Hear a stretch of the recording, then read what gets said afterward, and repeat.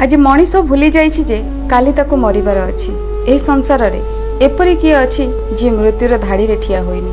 संसार रे रही दुईटी जिनिस को केबे भी भूलिबा कथा नुहे। गोटिए होछि ईश्वर एवं अन्यटी निज मृत्यु। जहा भाग्य रे अछि निश्चय मिलिबो, जहा भाग्य रे नाही ताहा आसी मध्य फेरी जिवो। तेणु जीवन को एते दुख कष्ट और दुश्चिंता रे ढांकी दियंतु नाही। ना आपण किछि नेकी जिबे ना मु किछि नेकी जिबी।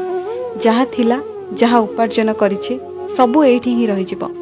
तेणु सदा सर्वदा खुशी रे रहिबाकु प्रयास जारी रखंतु।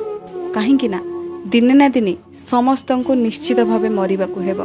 धन अर्जन जीवनर शेष लक्ष्य नुहे। जहार अल्प धन अछि जे सेइथिरे संतुष्ट सीए ही प्रकृत धनी।